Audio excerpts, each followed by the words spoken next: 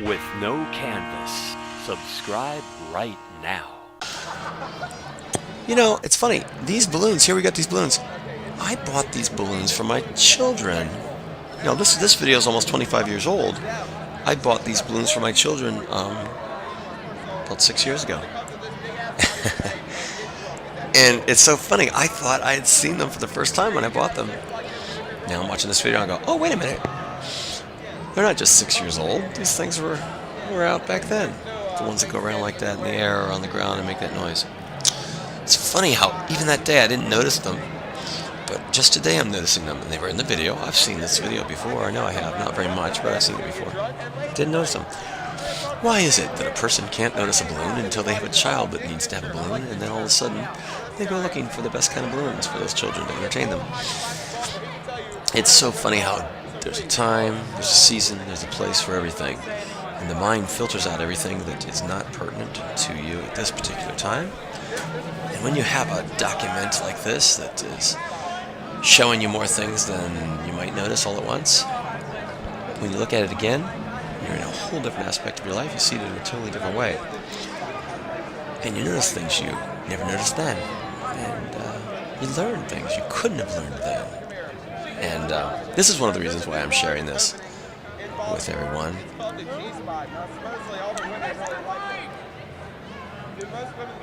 And I don't know, Matt. What do you think? I wish the microphone was working, but you can hear them when they're standing close to the camera a little bit. I have never been there, but I would like to go. Where is it? So, you know, with everything I do, I would like to find a way to have it be something that helps me get through life. You know, some things that I've done with my art and my abilities have produced enough of a rich life to financially make it through based on nothing but art abilities. And I'm very thankful for that. There's so many times I just feel like I haven't scratched the surface, and if I had just gotten with somebody else that could, and I know almost so many artists feel this way, if I just got with somebody that realizes my vision, and maybe they couldn't do it for themselves, but they could finance it or they want to back it or whatever, and then all of a sudden, you know, everything would be like my artistic views or whatever on steroids, and then all of a sudden I could realize so many things that seem to be able to not be realized because of financial limitations. And I know so many artists think this way, but regardless of what lot in life you've been given, where life takes you, you should always be able to have your artistic vision helping to make you whole, with or without financing, and somehow helping to reach out to the world and help them in some way, with or without financing. And so in the interim, or in lieu of a greater expanded vision, I'm just trying the best I can to keep in touch with the learning and the artists that I spent my time with. And Which way? Stop. Which way? now, I met this girl just right before school ended. You have to put your finger on this hole. I can't remember what the circumstances were. Girl does not know how to play. Hey, there's me. Kazoo. You never see me. You see it live here. So I'm not going to edit this. I just let this roll right off the tape. And I just walked around that day and Keep trying, keep I'd trying. rather. Never mind. Buzz. You gotta buzz. It won't go. I've never met anybody that doesn't know how to do You it. did it when you're talking. So I was fascinated by that. Alright, first go like It's this. really going into dorkiness here really fast. I should have probably edited this, but we'll move on. It goes to other stuff, I believe. Alright. Now do a tune. Well, how did I do that before? Lips have to vibrate.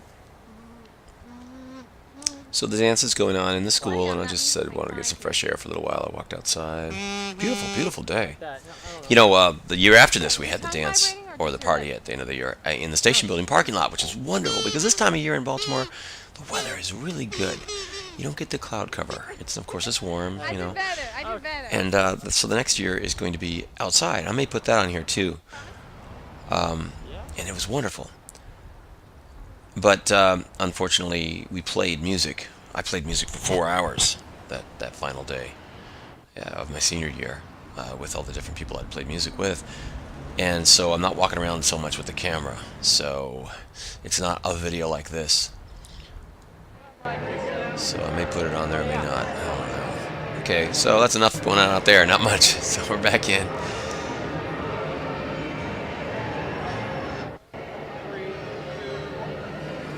And here we are at the Institute party. And this young lady's name is Jackie. Jackie, are you drunk?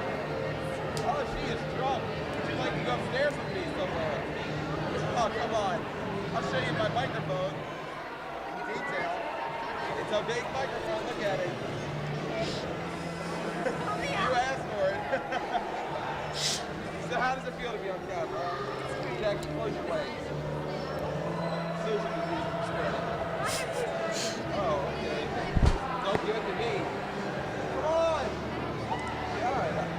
God. Now I know I have seen the video of the interior of the room while this song is playing, so I must be moving on in there pretty shortly here. Come on, we're gonna go interview people. I believe there's a video that I edited together at the time of just this dancing going on. Made it a little bit smoother. You were dancing? I was dancing. Are you in the movie Fame by any chance? No, I got cut. Oh, you got cut. I could have swore I saw you in there. I went for the leave, but I only couldn't skirt, so they cut me out. Oh, I don't know. I haven't seen you in a skirt. Everybody comes to school for this final party, and you know almost everybody, or you've spent time with everybody, critiquing their work, talking with them, socializing, whatever. But you still see people on this last day that you have never seen before. Okay, here's where the other video starts, of just the dancing part with some editing.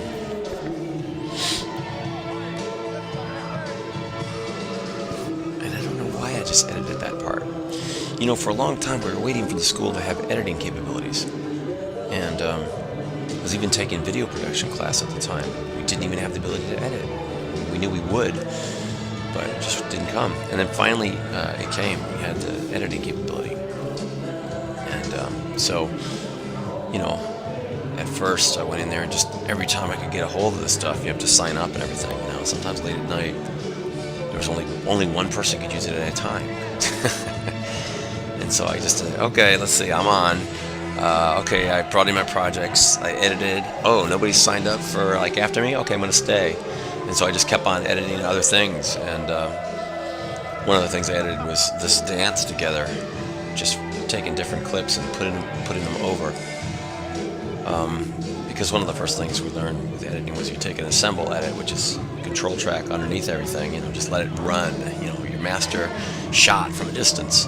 And then whenever you move the camera, or you don't like what you're seeing, or whenever you want to cut away, something's boring, you want to cut away or whatever, you'll just do like a cut insert edit there. The soundtrack will remain the same, and the timing and spacing of everything underneath will still remain the same, but you'll just take and you'll cut away to a different image. And so I have some of that going on with this little section of dance on another video.